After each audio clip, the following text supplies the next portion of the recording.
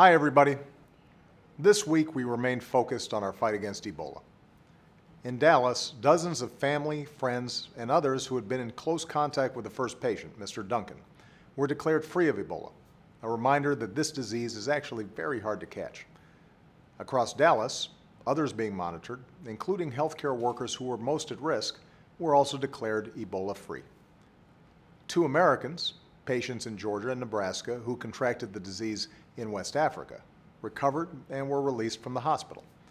The first of the 2 Dallas nurses who were diagnosed, Nina Pham, was declared Ebola-free, and yesterday I was proud to welcome her to the Oval Office and give her a big hug. The other nurse, Amber Vincent, continues to improve as well. And in Africa, the countries of Senegal and Nigeria were declared free of Ebola, a reminder that this disease can be contained and defeated. In New York City, medical personnel moved quickly to isolate and care for the patient there, a doctor who recently returned from West Africa. The city and state of New York have strong public health systems, and they've been preparing for this possibility. Because of the steps we've taken in recent weeks, our CDC experts were already at the hospital, helping staff prepare for this kind of situation.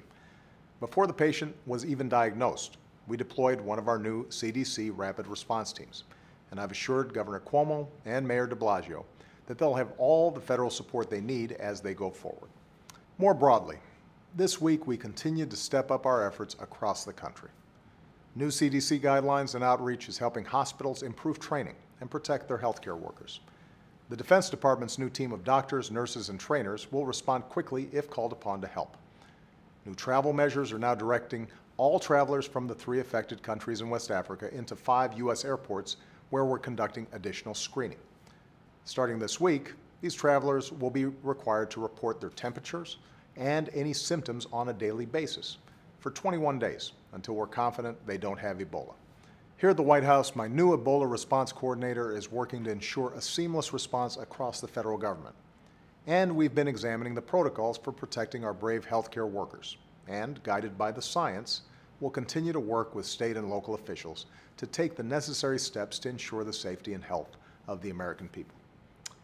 In closing, I want to leave you with some basic facts. First, you cannot get Ebola easily.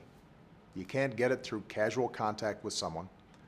Remember, down in Dallas, even Mr. Duncan's family, who lived with him and helped care for him, even they did not get Ebola.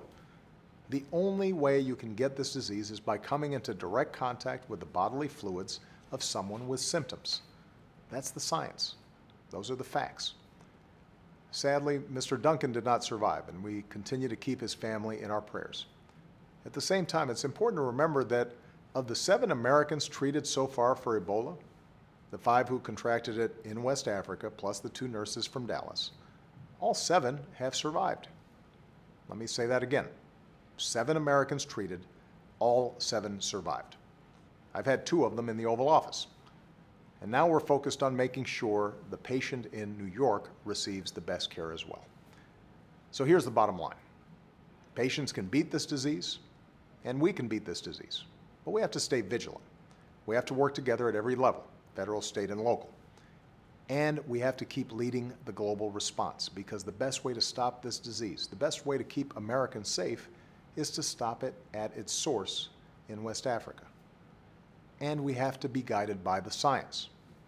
We have to be guided by the facts, not fear. Yesterday, New Yorkers showed us the way. They did what they do every day, jumping on buses, riding the subway, crowding in elevators, heading into work, gathering in parks.